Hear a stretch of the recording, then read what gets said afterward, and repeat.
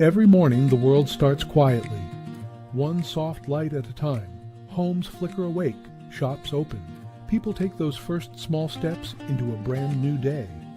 And in all of that ordinary movement, there's something kind of extraordinary. A moment worth noticing, a spark you feel before you even name it. Sometimes it's quiet, sometimes it's small, but kindness shows up right on time. And every morning we choose to show up with you so we can look for that spark together. Good morning. I'm Matt Roof, the Uncommon Kindness Guy, and this is Kindness Rising. Let's rise together.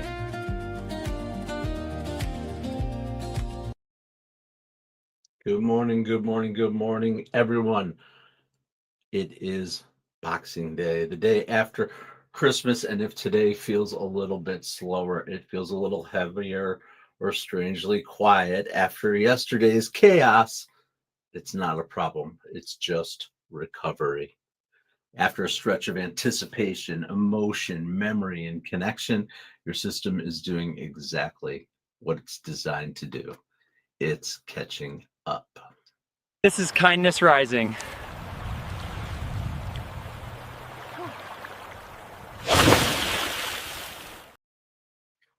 Good morning, everyone. I'm Matt Roof, the Uncommon Kindness Guy.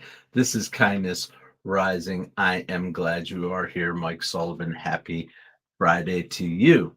We had all that anticipation over Christmas and over our holidays and what we were doing. We talked about that. We talked about traditions all week long. And now it's December 26th. What is going on? What is going on is we are recovering. We are having memories. We are processing everything that we have been through. And Christmas is just an example of a time when that happens. And so we can use it. We can use it as, as an example for ourselves as we go through these periods of change and excitement and anticipation over something, and then the event happens and then there's a crash. It doesn't just happen with Christmas, it happens with anything that we're excited for. We have these milestones, these things out there in the world. Roseanne Roof, Mom, good morning. Violet T8B, hello. You don't have to call me sir, but hello, Violet. It is nice to meet you. Welcome to Kindness Rising. I hope you'll get involved in the chat. Tell us where you are coming from. Tell us what is going on. Mornings in the lab. Keith Billis, what is up? I am up, Keith. I am up. I am getting after it. Belated Christmas from Violet. Thank you so much, Violet. I certainly had a great holiday. We'll talk about that. I'm glad you're here too, as we recover and we process from all the traditions that we experienced, all the excitement. I'm sure, I know I did. I think a lot of people do. And we're going to process through it. Bye, Violet. Sorry to see you go, but I was glad you are here. You are a here. Are you a here? I'm glad you were a here. You are no longer a here. But I am a here. I am a here. I am a Matthew Roof. And I come here every weekday morning, 7:30 a.m. Eastern, to get you up with a little hope, humanity, and heart. And I appreciate that you're here with me too. Absolutely. The aftermath of these things is real. I get it every time I go to a concert, every time I have anything that I'm excited for, we crash. It's okay. The planning, the pressure, the expectations, we don't really talk about what comes after. These holidays don't just end, they kind of move through us. We were stimulated, our emotions, I had our old memories going, everything was great, and our nervous system was on high alert, and then boom, right? We need a little bit of recovery, a little bit of time to feel tired if we need to feel emotionally tender if we need to be reflective and quiet, and also relieved, maybe a little sad, but a little relieved at the same time. That's not failure, that's processing. It's normal, and it's what we do after holidays. So if you're processing things, that's great. That's great because it's the way it's meant to be. Live in it in that moment. Absolutely. Thank you, everyone, for joining me this morning. For sure, I'm getting some coffee going, getting rocking and rolling for my day today. After a bit of a crazy, but great holiday. Had a very nice holiday. Came up yesterday. I told you about Christmas Eve. Christmas Day was just as thrilling and exciting. Of course, spending time after the show yesterday morning with my family was the highlight. Just the four of us spending a little time. Had more than a few laughs, and the cats got involved. Oh man, the cats got this crazy toy. I took some video of it, and maybe I'll show some cat video. I've resisted the urge because if you look at my camera roll, literally, I'm gonna say it used to be like 80% my kids and 20% other stuff. Now it's like 60% my cats, 20% my kids, and 20% other stuff. I'm just crazy. Whatever. But anyway, we all take pictures of our kids and stuff, our cats, our pets. Come on, we all do it. They're the best. All right. And I am winging it a little bit today. If you saw one of my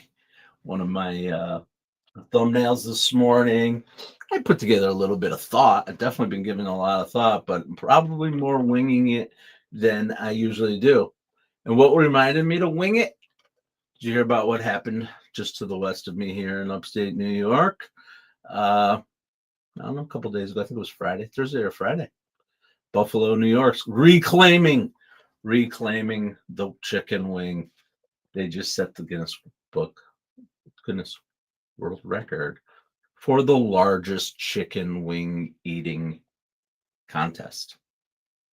499 people showed up and registered at the Buffalo Convention Center. 500 people sitting at tables, chowing chicken wings. I don't know who won, but the point was Buffalo is reclaiming the chicken wing, just like I am reclaiming the wing by winging it here this morning with you all. I am so glad you are here. Thank you so much. Because we are Kindness Rising, and we are here to multiply kindness and unlock growth for good people doing good work. And we do like to spotlight organizations. And I did think a little bit about an organization, even though I am winging it. Nitty gritty. Is a hot dog a sandwich? Mads, love your question. A classic question. Is a hot dog a sandwich? That's probably better than talking about the neuroscience of recovery, which is what I was going to get into next. Is it? Is a hot dog a sandwich? I'm a no guy, but that's okay. Whatever it is, it's delicious. How do you eat your hot dog? Anyway, pork tube. Another connection. Are you out there? My cousin was with us on Christmas Eve, and we were playing a game, and he had to describe a hot dog not using certain words, and he came up with pork tube, which was pretty funny. Let me tell you right now, pork tube. Anyway, I argue. I offer that Mads that a hot dog is not a sandwich. It is a thing unto itself. It is a sausage. If it was in a patty form and put a sandwich, to me is flat. It just is. It just is. It's got to have some more width to it. I don't know. The bun has got to maybe be. But then is a submarine a sandwich? Because if the bun, lots of questions for me, Mads. I don't know. What do you think? You asked the question. All right, let's get back to the kindness spotlight. The kindness spotlight. I do want to talk about an organization right here in my backyard, just real quick, because as we process our moments, as we had, I'm sure, a lot of stress and a lot of perhaps feelings, memories kicking up, we want to make sure we're taking care of our mental health, our own personal mental health. the mental health of our friends, our neighbors, and our family. And it's really important that as we pause that, we recognize organizations that support people in having positive mental health and positive life. So I'm talking about the Mental Health Association of the Southern Tier. Uh, I learned about this organization about 20 years ago, actually. I met the guy who was the executive director. I didn't even know it existed, but they support individuals and families right here in our community, especially during times of transition, stress, and emotional processing, just like we're doing right after Christmas. MHAST, as they're known here, the Mental Health Association of the Southern Tier, they understand that mental health challenges don't always show up during a crisis. They often surface after the adrenaline fades, right? And that's when support is needed most. And that's what MHAST does. So check them out if you're hanging out here in the Binghamton, New York area in the Southern Tier and you looking for support related to your mental health. I'm sure that is the place to start. All right. So that was the Mental Health Association of the Southern Tier, and as I said, I am absolutely winging it here today on Kindness Rising. I put together a very little bit of content, more just thoughts than actual content. And that's okay.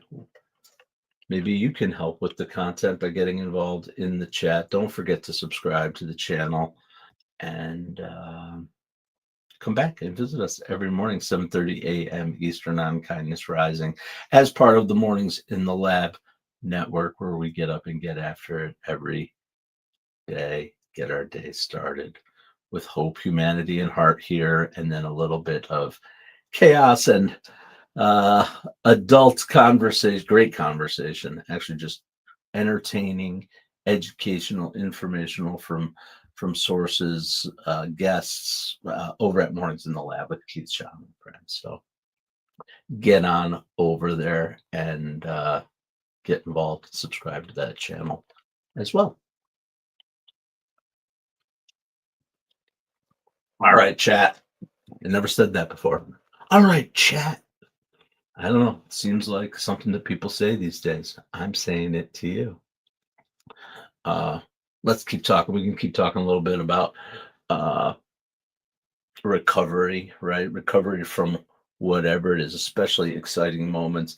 Sometimes you need recovery from a deeply emotional or sad moment, or exciting or surprising, or whatever it may be. And that's just your body, it's your brain, right? It's all neurochemistry and hormones and biology drives what happens, our fight or flight, dopamine, right? It's not just the feel good chemical. It is the feel good chemical, but it's also the looking forward chemical, the one when we're starting to plan and get excited for something. You know exactly what I mean. I am sure that's that same dopamine that you get from the hit from whatever other dopamine inducing behavior that you use, we all do it, right? Because it's our body craves it. It wants it. So it's just your nervous system at work, right? So, but you also have to remember that your brain can't just automatically switch gears without some form of impact on the other parts, because we're all a big system connected, right? We get that dopamine here, we get that excitement. You need to recover when you need your adrenaline to settle a little bit, to move from activation where you're excited, right? That's the phase, the neuroscience phase of, yeah, I'm excited, to regulation. Okay, bring it down a little bit, right? So I am not a neuroscientist. I am not a doctor, but I have experienced that a number of times in my life. We all have, pretty much all the time. What would your reaction be if you ordered a hot dog and it came served in a slice of American bread? Mom, I love that.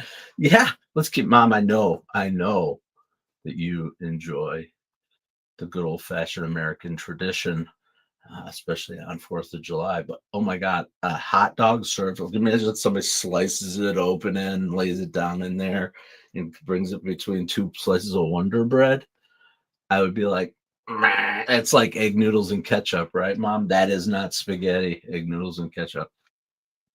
Absolutely not. That is so funny, Mom. Yeah.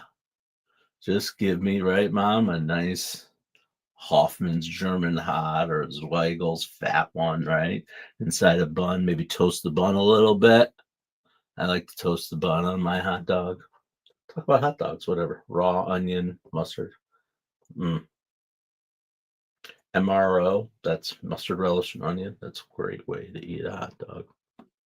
I can't believe I'm sitting here talking about hot dogs. This is really winging it as we chitter chatter about our pork tubes. Oh God, pork tubes. I had honestly, I think I talked about it yesterday, but I had some of the deepest, funniest belly laughs, just natural good laughs with my cousin the other night. A couple of times I got going, I couldn't stop. My stomach was actually hurting, my muscles were contracting. It was great. It's great. That's what it's all about. Absolutely. As I relive those moments and get it back into my regulated my regulated brain. Yeah. Carol Birdie, she was there.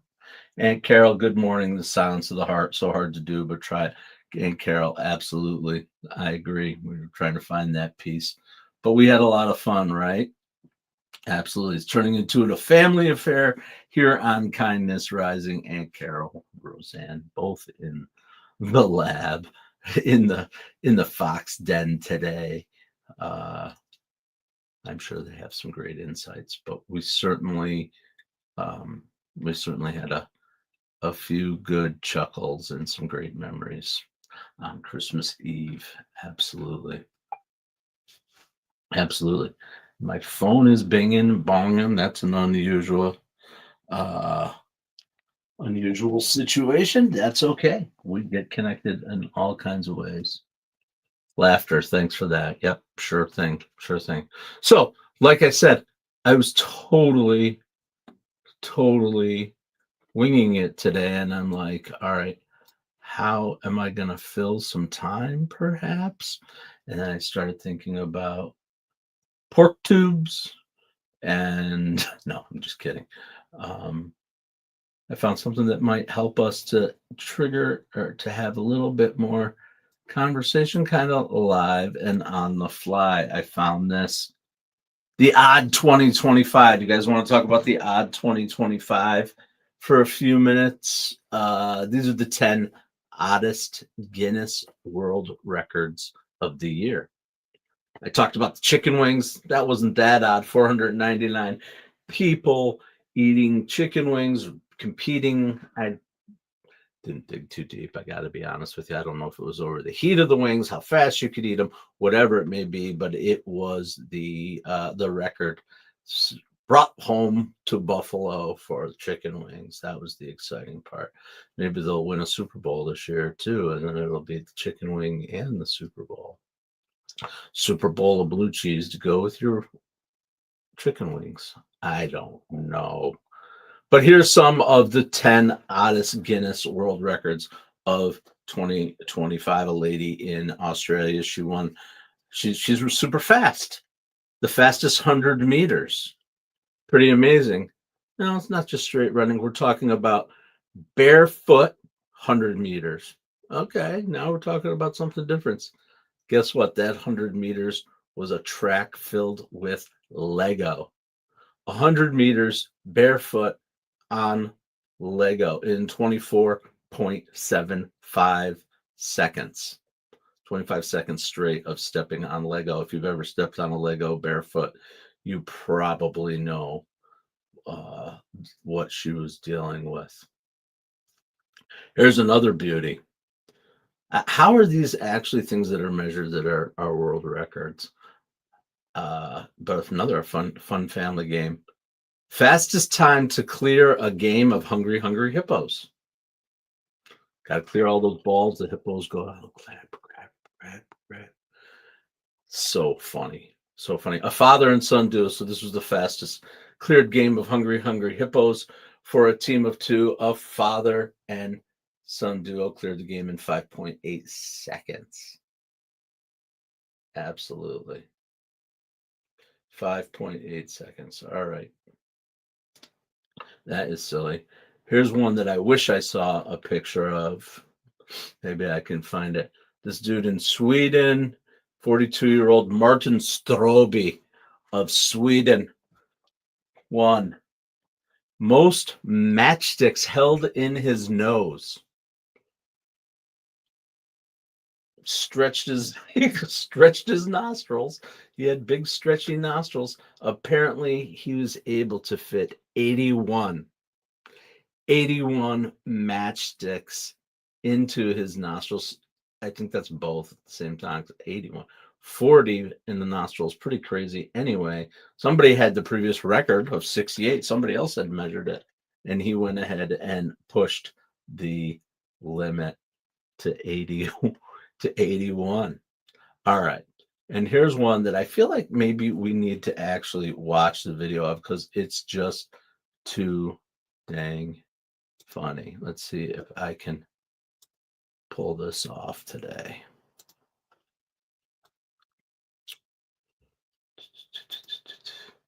You're probably seeing this. Here's Tony Pork.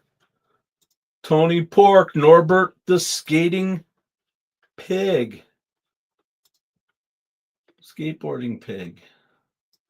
Let's see, can I get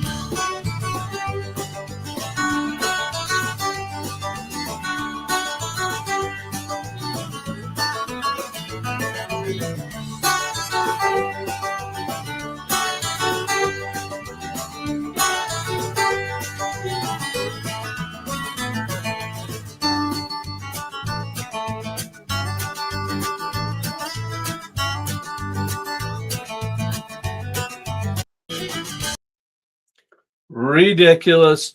That is Tony Pork. It's Norbert the skateboarding pig, and he 32.8 feet in 11.32 seconds. That is some fast pig. Anyway, maybe we can catch him and turn him into pork tubes, right? Ridiculous. Anyway, those were a couple of funny little records. Maybe we'll bring some of those kind of interesting things back to the screen. I don't know why my screen changed. That's all right. Whatever. Whatever together. I think that's better now. If you're watching on the vertical, you got my face full view. All right. Speaking of nostrils, that was a heavy inhale there. Some big nostrils. Yeah, Holroyd. I'm going to see if I can find a picture. Maybe we'll bring it back and see if we can find it. Let's see. Oh boy. All right. Well, I think your wish may come true here, Adam, on the fly. You're sharing, you're grabbing, you're sharing. All right. Boom. There he is. There is Martin Strobe with his 80 whatever 81 matches in the nose. Holy moly. That's some serious stuff right there. All right. So we had a little fun here today. We're winging it. It's Random Friday for sure. Roseanne, absolutely. I think I did okay holding it together. We're talking about recovering and processing, and being able to laugh and be random is part of recovering and processing. Absolutely. But I did put together the 5 takeaways because I always do. I always like to bring a little something for you to take away on your day and reminders to carry with you today. Rest. Rest is part of the tradition. It's recovery doesn't just follow the celebration, it completes it. Take some time, process your celebration, and filter through and make those connections. Absolutely. And remember, your body has processed these things before your mind fully understands. So take a little bit of time. Fatigue might happen, whatever the case may be, your body is processing all the time, and your mind will catch up. Having mixed emotions post-holiday is always normal. Gratitude, sadness, relief, longing, they can all coexist together. They're all part of those kinds of holidays and memory-making moments for sure. Here's an important one too. Sometimes the meaning arrives later. Yes, you can live in the moment. You can say, wow, I'm really appreciating the moment, and you should do that. But I really think it does come through the lens of time, the meaning of what happened. Sometimes you go, that's why that happened. Now I get it. Now I get it. And lastly, gentleness is wisdom. Be gentle, be kind to yourself, be kind to others, and be kind for your pace for today. Certainly, I'm not going to go ahead and waste my day away, but I'm also going to recognize that I've been through a lot over the past couple of days. Excitement, fun, exhaustion, physical, emotional, all that kind of stuff. So just recognizing it and being a little bit kind to myself is where I am going to start today. So if all I'm doing today is moving, but I'm moving a little slower, then you're doing it right. What the? Yes, exceptional Bushy. I'll tell you who the F I am. I am Matthew Roof. I am the Uncommon Kindness Guy. I come here 7:30 a.m. every day, every weekday, right before Keith. I am part of Keith's Mornings in the Lab network.